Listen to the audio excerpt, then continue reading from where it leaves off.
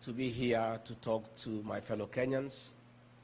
And first and foremost, let me thank you for the very warm welcome, for the hospitality, for the care. Since we arrived last night, we've been treated very well. We feel at home, far away from home. Again, let me take this opportunity to thank all of you for the honor and the privilege you have accorded me and my wife to create time, despite you being very busy in your various engagements, to come and listen to us and engage with us. We don't take it for granted. It's a great honor. You are busy people in your own right, and the fact that you have found it necessary to create time to come and engage with us, we are indeed very honored and feel very privileged, and we don't want to take it for granted. Please accept our appreciation and our thanks. Number two, since I came to the States about more than a month ago, I am amazed by the love the Kenyan people have accorded to me. I'm also fascinated by the unity of the Kenyan people, of staying together as Kenyans, loving one another, taking care of each other, and being your brother's keeper. Most profoundly, I am more than impressed by the culture of hard work you have exported here to America. Kenyans here are doing well, they are doing great. Those who are employed are respected at their working places for being hard workers and being very committed and focused in the jobs that they do. Other Kenyans, I'm so happy, have graduated into creators of employment. They have started businesses that have succeeded. And that tells me and gives me comfort that Kenya, we are okay, we are good. If we are given the right opportunity, the right environment, working systems, Kenyans can thrive and succeed anywhere in the world. Mujipigie makofi. I am very encouraged that, and more than convinced, more than ever before, that all we need to do back home is to get our systems working. We have the personnel right in Kenya to transform our country. Only that we need to fix the systems and make them work. You guys have succeeded here in the United States because the systems are working. So given that Kenyans are the same people, the challenge we have as leaders is to make sure that back home the systems are working, the people to transform the economy of the country are here, they are in Kenya. You guys have done it here, you can do it back home. And that is what we seek to do. Why has Jkia come calling in the United States? I've come to the United States to look out for my people, Kenyans who live and work here, to engage them and to listen to them and have a conversation with them. Mostly important, our party, the DCP, our slogan is listening to Kenyans. And that's why I've come to listen to the people of California. Hapa California, munasemaje? Eh? Ati California munasemaje? Hapa pia ni one term? Sure? Hapa pia ni one term? Wow. This one-term thing is everywhere. So I have come, my good people, on two fronts. One, to share with you what is happening back home. Number two, to share with you what I think you can do to make Kenya great and to address the issues that challenge us as a nation. Number three, to seek a partnership with the diaspora on how we can work together and how the brigade in the diaspora can participate in the economic transformation of our country and how the people in the diaspora can play a role in building their country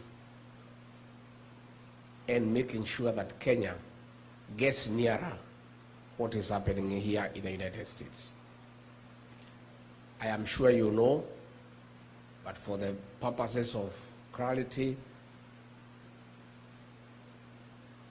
it's good for me to tell you that things are not that rosy back home. I have seen a Gen Z here, Kevin, speaking with a lot of clarity of thought. And I feel for our children, our young children, the Gen Zs. Back home, the government that we elected in August 2022 has turned against our young people with brutal efficiency, and they are now victims of abduction, forced disappearances, and being killed. Their crime, speaking out, demanding good governance, transparency, and accountability for their parents, for their siblings, and for the Kenyan people. A government that was elected on the platform of being democratic, of respecting the rule of law and constitutionalism, has turned against his own people. And sadly, the young ones. Brutal as the colonial government was, but very brutal. Brutal as they were, they never attacked children. Even the difficult years of the Moi rule of 24 years, that government by President Moi persecuted men. They never touched children and women. This is unprecedented. It has never happened in the history of Kenya. No government, no leader has ever turned against children. Between 2024 and 2025, hundreds of young children between the ages of 14 to 24 have been abducted, tortured, and killed. Others have disappeared. Others are in hospital with bullet wounds. It's the lowest movement for the people of Kenya. And I know from here, because you take care of many families back home, you know what is going on back home. And what is shocking is the sheer impunity of the leadership, to an extent that a minister in charge of Interior, against the Constitution, has given orders to police to shoot, to kill. What is even more agonizing is that a president who has been elected by the people and who says he's a Christian and he is saved, against the teachings of the Bible, against the Kenyan Constitution, has without shame given orders to police to shoot our young people in the leg and take them to prison as they go through hospital. It's shocking, and the people of Kenya are in anguish, they are in pain. And I've come here to share with you that pain, so that even as you are miles and miles away from home, you share the pain of our young people and the parents and the people of Kenya. And that is why Kenyans across all communities, everywhere, there is concurrence and agreement that the solution to stop these abductions, to stop these killings, to stop the torture of young people is one term. That is why it is a clarion call across ridges, across valleys, on top of the mountains, in bars, in hotels, in buses, in Uber, in churches, in schools, in university halls, in the bus stops. There is no other discussion in Kenya. It's one term, because this must stop. The killings must stop. The abductions must stop.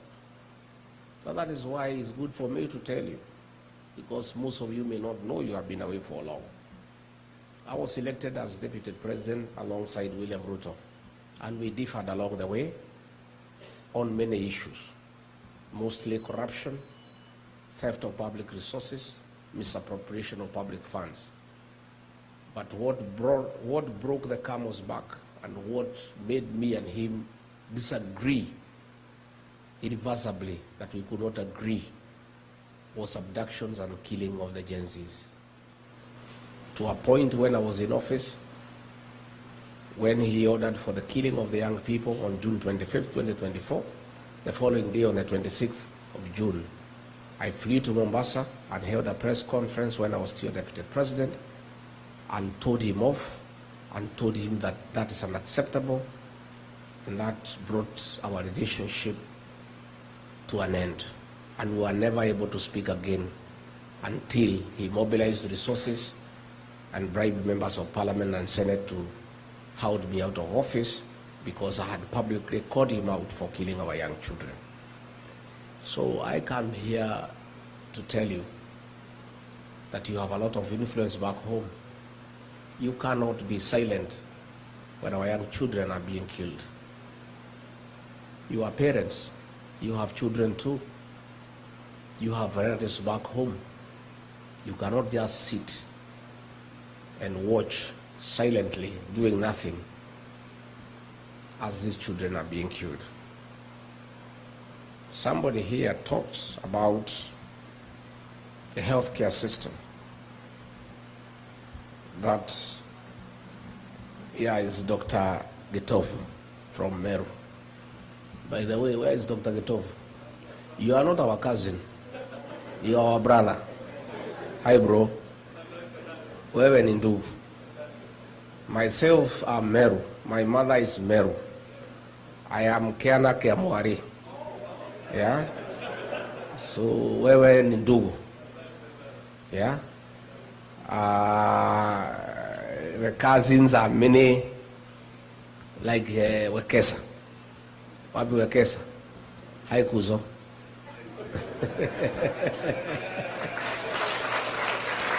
Thank you.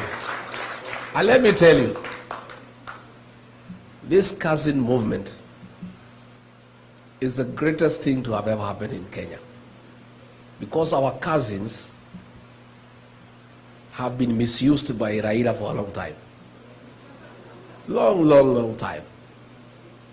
Every election cycle, he has been mobilizing my cousins from the Mlembe Nation, from the Kamba Nation, from the Luya, from the Kisi Nation, from the Mijikenda Nation, from the Taita Nation, and mobilizing all those cousins and cheating them that he's taking them to Canaan.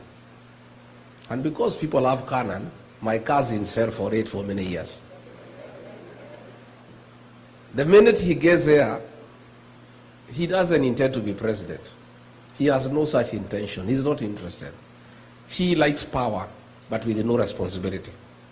He doesn't want to take responsibility. So he creates problems. He is invited into government and starts eating. And that is why, like now, he is quiet. Because he's a very good observer of good manners. When you're on the table eating, you don't talk. So these cousins now have found their way as a family. And now all the cousins are talking the same language. So I saw Tinga the other day crying about cousins. He was crying in a funeral. Instead of mourning the late Phoebe Asio, he was mourning the loss of cousins from his grip. Because these cousins were mechanuka. And you know, the other day when he brought problems, he was invited to the table by Ruto to eat together. He forgot all the cousins and went alone. Yet he wanted these cousins to wait for him, to mislead them every election. So whoever Tinga, well, let me tell you, don't talk about cousins. Keep off family matters. Hii ni mambo ya familia, si ndio? Mambo ya familia usiingilie. Wewe, so The cousin movement is a great thing, and all cousins, all in-laws, all the people of Kenya are one family now. And all the people of Kenya now are cousins opposed to abductions and extrajudicial killings, and they are all speaking the same language. So Gachagua talked about healthcare. We had a system called NHIF. It was struggling, but it was working. At least you could go to a mission hospital, get treated, and NHIF in one way or another will sort you out to a certain extent, and you are struggling with a small percentage. So what we needed to do was improve on NHIF, and all we needed was 800 million Kenya shillings to reform the system and make it working. Instead, William Ruto threw it out, brought another system, another animal called SHA and SHIF, at a cost of 104 billion Kenya shillings to replace NHIF, and it is not working, and that money has been stolen. As we speak, the hospitals have said that civil servants must pay in advance because SHA does not help. I am amazed by the work by the health system here in the US. For the time I've been here, I've interacted with many of you who are in the health sector. We have a health system that works. And you guys, when we form a new administration, we rely upon you to come and work with us and help us put in place a working healthcare system, a replica of what is happening in this great nation. You guys know it, you have done it, and you are the guys who are driving the healthcare system here in the US. Most Kenyans are in the health sector, true or false?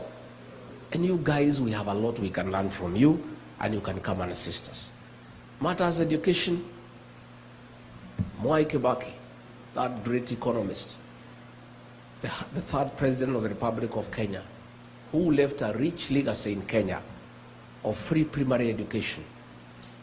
All that has been destabilized, and kids are at home.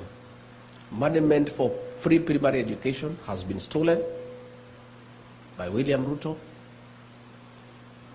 The money is stolen from the National Treasury, channeled through the National Intelligence Service, and withdrawn in cash every Friday and given to William Ruto.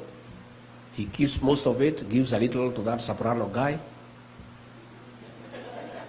to go around the country bribing voters. And that is all that is happening in Kenya. Every day, they carry cash in helicopters. The other day, they were in a place called Bobasi in Kisii. There were 16 helicopters. They were almost having an accident in the air because of the sheer number of helicopters. The cost of the event is 3 times what they are giving, because a helicopter is 1 million shillings. 16 helicopters is 16 million. This is money that was meant for education. Kids are at home. University education, we had a beautiful program called HELP, Higher Education Loans Board. Most of you are beneficiaries, I included. He has put it aside and brought a mongrel of a system that is not working. Most of our kids are at home. They cannot access university education. The economy has come to a standstill. Pending bills have not been paid for 3 years. People who did work for government are being auctioned. Unfortunately, even when their properties are being advertised for sale by public auction, they are not being sold because there is nobody to buy. Nobody has money. Overtaxation. Too many levies. The pay slip has been raided and made dysfunctional. So there is huge outcry by the middle class back home. And all these things we need to fix. But the most annoying is the violation of human rights, that nobody can say anything about what is going on. If you say something, a Subaru comes and picks you up and you disappear. Young people are being abducted and taken to court on trapped up charges of terrorism, despite the fact they have committed no crime at all. So that's the situation back home, and that is why I and others have joined hands with the people of Kenya to say that we want to have a change in government. and we are working on it, and it's going on well. Only that is a little bit too far away. I've listened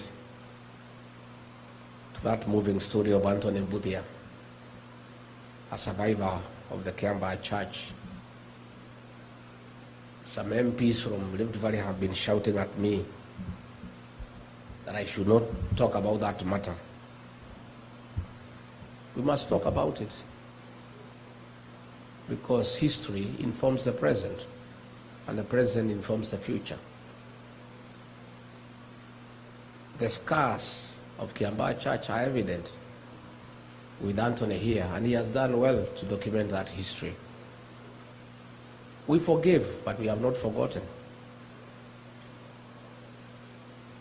And we are saying never again shall we ever allow what happened in Kiambaa and in the Rift Valley ever to happen again. Kenyans must be allowed to make their choices freely on who is to govern them, who is to lead them without any reprisals from anybody for whatever reason. As we seek that change, where do you come in? You guys, you don't know. You have such huge influence back home. The fact that you assist many families, you have a lot of influence. I want you to help us by talking to the people of Kenya and asking them to stay focused, not to be intimidated, and to join us in electing a new government. Your voice matters, and I have talked to many Kenyans, and I believe now we have a serious force here in the US that can help us to talk to the people back home so that they bring the change that we desire. Again, we want you, yourself, to vote here. We have a voting station here, isn't it? Yeah. And I know we are going to lobby IBC to open more stations, because it's very expensive to vote here, because we only have 3 stations, here, Washington and New York. And we need to persuade the IBC that Kenyans in diaspora too have a right to participate in deciding how they will be governed. But those of you who are near the voting stations, please register as voters. But help us too by talking to the Gen Zs. Kevin has put it very well. There is burning urgency for change so that we can deal with unemployment for our young people. We intend to focus on manufacturing and cottage industries as a way of creating employment for our young people and widening the tax bracket. And the way Kevin has said, they are very strong on the social media platform, and they want to unite, not to divide. And he says clearly that work must bring dignity, and I agree. But I want the agencies to lobby their peers through the power of social media to know that they are doing a good job on the smartphone of creating awareness. But that is not enough, as Kevin has put it. The real transformation of the Republic of Kenya will not happen on social media. It will happen on the ballot box. The agencies must take IDs. They must register and vote as voters, and they must come out to vote. And these agencies are the real thing in Kenya. Kasongo does not sleep when he hears about them. They are fearless, they are tribeless, and they don't fear. But they must help their country, their motherland, of necessity, because they have a bigger stake in our country, because they have more years to live. It is in their interest that their country is restored, because they have a future.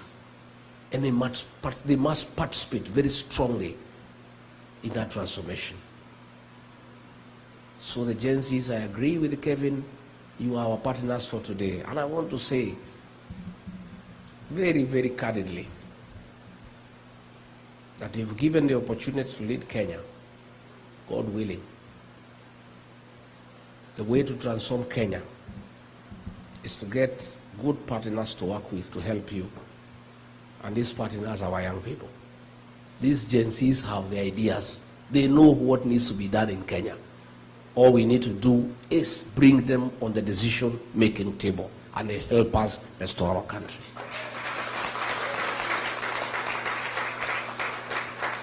So the Gen Zs in Rigiji, you have a serious partner.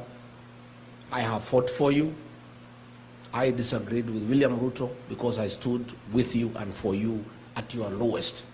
When the president was saying you are criminals and you are treasoners, when he has been saying you should be shot in the leg, when Mukomen has been asking police to shoot you, to kill you, Rigiji has stood with you. I'm somebody you can trust, that I want to secure your place on the decision-making table so that together we transform our country. And I have very serious intentions to work with the young people. And if you look at the guys I work with back home, already you can see that intention. The leaders around me are young, very young. In fact, in my absence in Kenya, they are giving Kasongo sleepless nights. In fact, he would rather I went back because I'm just one. Those guys, Akina John Medo, you know Medo? Those guys are brutal. Akina Gacheri, Akina Karungo Athango, Akina Ngogoyo, Akina Muku, young people. Already I have seen how effective it is to have young people working with you. If given an opportunity by the people of Kenya to be president or to be part of that government, I want to commit that in my government, my administration, the Gen Zs, the millennials, will be part of that government, and they'll be right there making decisions. Yeah? In fact, mimi sasa ni mzee kiasi. I'm approaching, I'll be 62 by that time. And I've worked very hard.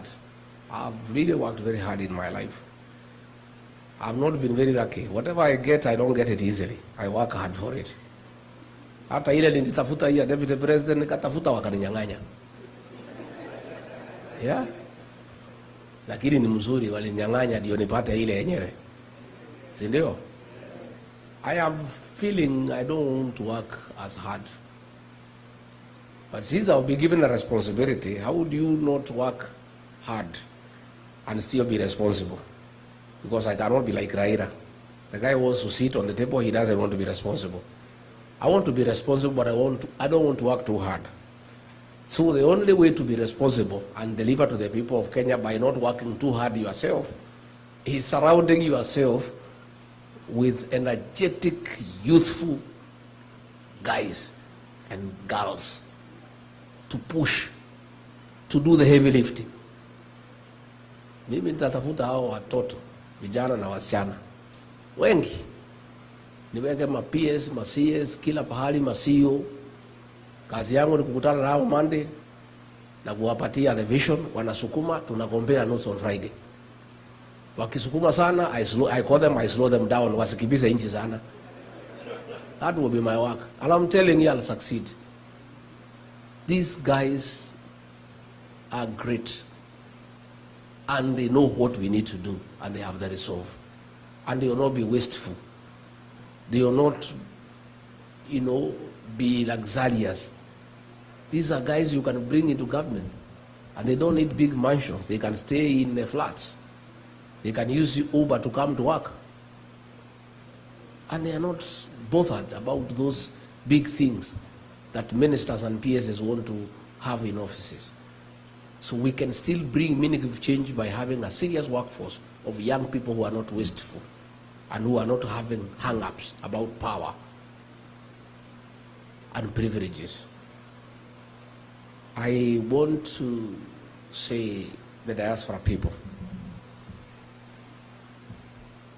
I've come here to tell you that I want you to be my partners in the new administration because it's the right thing to do and it's wise to do that.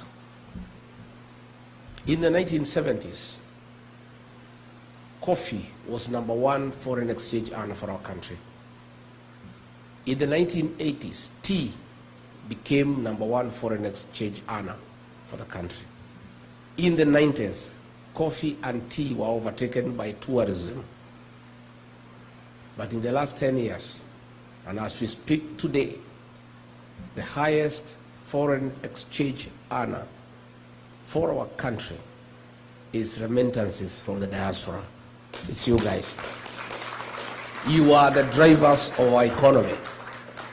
All the money we use to pay public debt is the money you send home. All the money we use to import goods is the money you send home. The money we use to run our consulate here in Los Angeles is the money you send home. So, I must be smart. I need this money to run the country. How do I get it? I am a dairy farmer. Cows produce milk because you take care of them. If you don't take care of the dairy cow, it will not give you any milk. You must be nice to the cow. You must give it hay, give it dairy meal, give it lucerne. Nowadays, we are giving them mattresses to sleep on so that they don't feel cold at night. Some farmers are even very creative. They play to them country music, Don Williams and Ken Rogers, to get milk out of the cows. You are the dairy cow of the Kenyan economy. We must take care of you for you to bring money back home. And I don't think you are going to agree to bring back money home to a government that is killing your children. You are not going to agree to send money back home for it to be given to Soprano to bribe voters. You are not going to bring back money home for it to be stolen. We must have a government that is responsible and transparent and is using public funds prudently. I intend to have a conversation with you going forward. And this is just by the beginning of creating networks with you people, where we can discuss special packages for people in diaspora to invest back home. How do we encourage you to bring back money home? Can we discuss of a diaspora bond where we give you certain interest rates that are higher than the country where you are working? Can we do away with the issue of double taxation, because it is wrong for you to pay taxes in America and tax the same money back home? How do we encourage you to start factories and cottage industries back home? Can we give you a tax holiday where you don't have to pay taxes for 10 years after you establish your factory to encourage you to invest way back home? So this is a discussion that I want to have with you along the way. Are you ready to have that discussion? Yes. And I am saying, if you get it right by engaging the diaspora brigade and agreeing, you don't need to borrow money from anybody else. You guys have the dollars that we need. All we need is to convince you that you need to bring the dollars back home. I was discussing with people in Texas, and already they have started to look into the possibilities of establishing a huge bank for the diaspora here in the US with branches in Kenya and elsewhere in the world, so that the plots you have at home, the land you have at home, when you want to borrow some money to invest here, you can use the plot and the land back at home as security to enable you borrow money to use here in the States. So this is a discussion that we are going to have going forward. Again, we want to involve you in running our government. What a better way to run the consulate here in LA than asking you guys to run it. You guys have been here for 30 years, 25 years. You know everything here. You know the way Kenyans need to stay. You know how to get business in California. You know how to stay these wazungu so that they can agree to invest back home. I don't think it is wise to look for an ambassador, a consular general, for 4 years. The first 1 year, he needs to settle down, look for a house, get to know his way around here, get to know a school for his children. 1 year, it's over. The second year, start making friends and networking and understanding what goes on. The third year, start now putting up a blueprint on how to market Kenya here in California and in America. Then the 4th year before he starts implementing, his 4-year term is gone. But if you get a guy here who has stayed here for 25 years, appoint him or her as Consular General on Monday, and he or she reports to office on Tuesday. By Wednesday, business is going on. True or false? Because you know your way around here. Yeah. I want to give a commitment to the diaspora people that in our administration, you are the guys who will run our embassies abroad. Yeah. So that it is easy for you because you love your country and you know your way around here and you have the networks and you understand exactly what needs to be done and you don't need anybody to teach you. And I think we'll have very, very impactful and efficient diplomatic representation of our country abroad if we involve the people who are living in those countries and who understand what goes on. So I want to partner with you. Others, you come back home and join us in the national government. Come and take a job as a PS, come and be a CEO. If you have succeeded here, I was in the Silicon Valley the day before yesterday, the whole day. I went to Google, I went to Meta. Wow. The center of innovation, the whole world. I found 35 Kenyans at Meta, senior executives who are driving innovation and creativity, who are driving that big corporate. They know what needs to be done on artificial intelligence. They know exactly what we can do to make Kenya a very serious tech hub that will be admired by the rest of the continent. And they are doing it in America and they have succeeded. Then back home, the Minister for ICT is William Kasongo.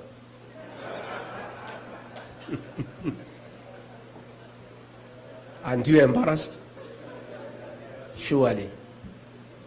Surely. We don't need to look far.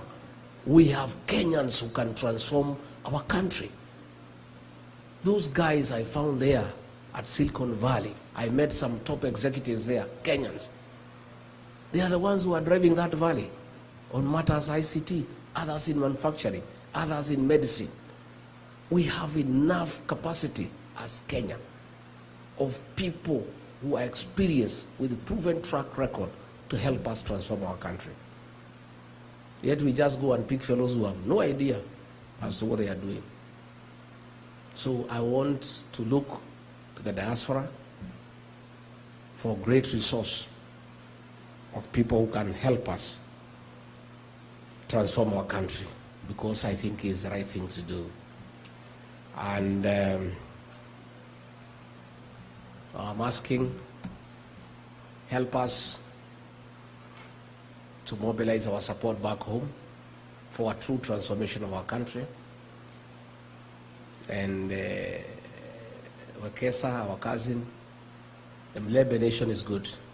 I was there for 4 days, and it's one term. From Vihiga to Kakamega, to Busia, to Bungoma, to Trans Nzoia. All we need to do is stick together. My brothers, George Natebea, Eugene Wambalo, and Cleophas Malala to stay together so that they can provide leadership, you know. My place there in the mountain, hiyo nimefunga na kifunguo nikawachia Justin Muturi akae naye, na nikamwambia nikisikia Kasongo amerudi huko utanijibu. We were there with our cousins at the coast. Is good. Lower Eastern Ukambani is good. And the payslip holders across all communities, there are 3.5 million. And every payslip holder has an impact over 2 people, minimum. Another 10 million strong people. The Gen Zs, those ones are wild. They're asking for the day and the time. So we are good. We have a winning team, and all we need to do is stick together. so that we have one candidate to face William Ruto, one. Yeah? And he is working very hard to divide us. Guy is not sleeping, because he knows the only way he can sleep through is if we are divided. But all of us have committed that all of us are presidential candidates. But towards the end, we'll sit down and agree on one candidate. And Jkia has given a commitment that in case the formula does not favor me, and I'm not the one picked to be the flag bearer, I and my supporters, who are in millions, will unconditionally support the candidate whom we have agreed on.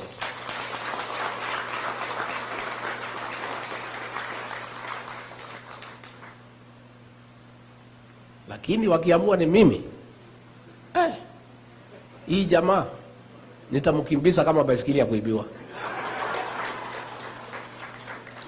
Yeah, and I can tell you that commitment is there and you should not be worried.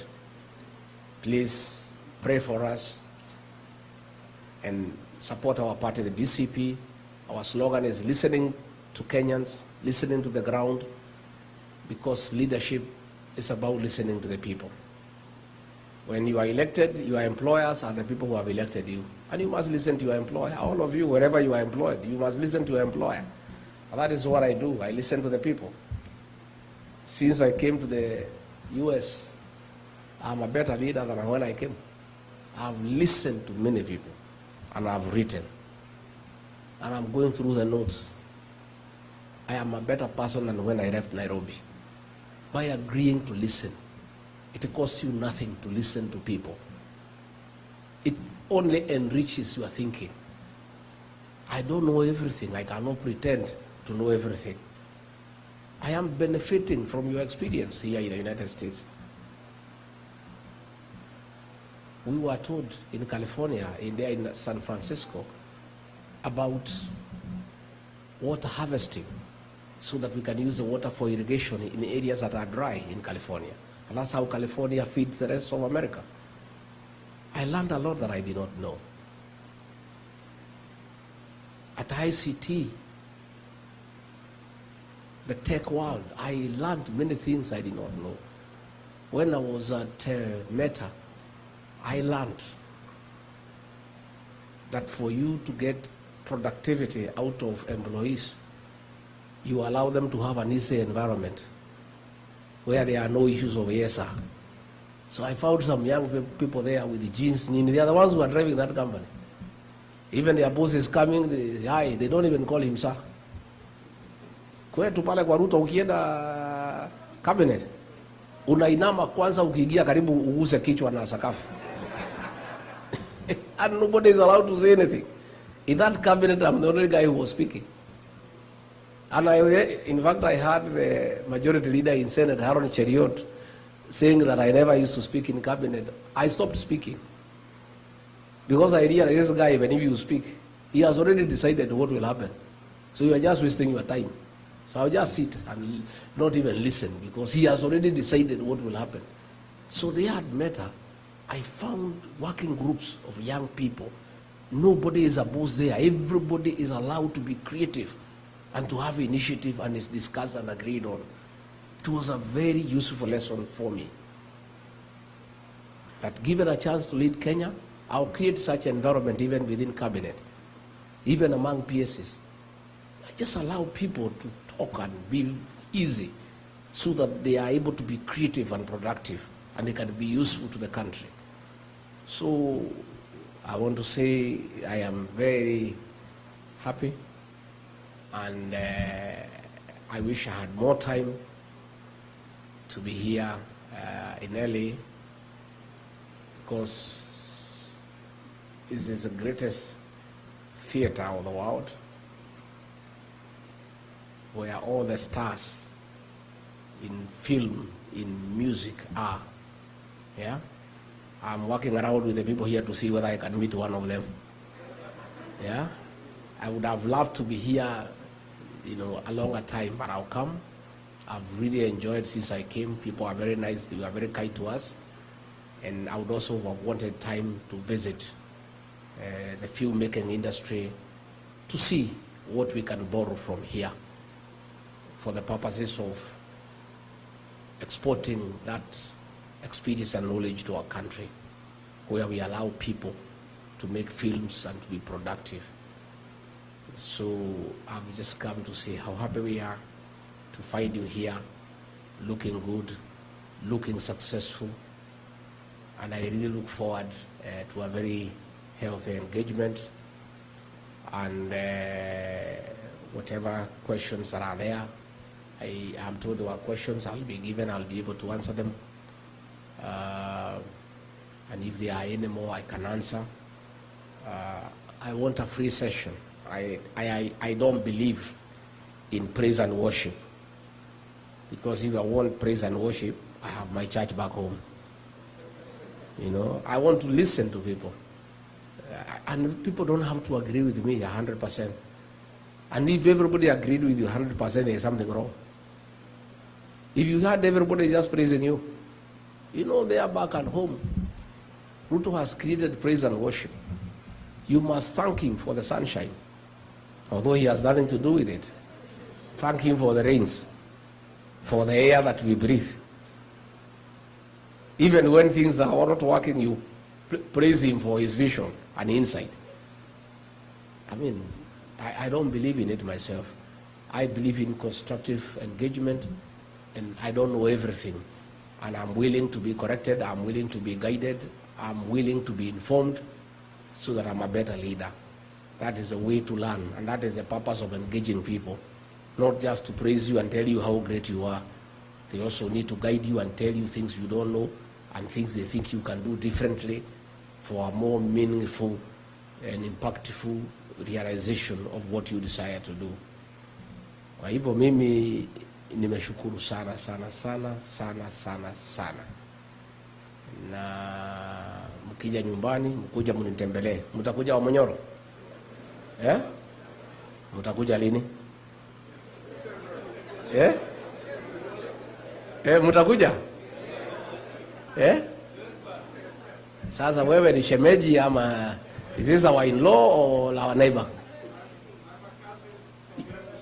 You are cousin from Embu? Wow, which part of Embu? Hapo town, kwa Mheshimiwa Mkonji. Well done. Well done. Embu people are great people. Yeah, I'm so happy to see you people and to listen to you and to have this engagement. So I don't know how we proceed with the questions that were there.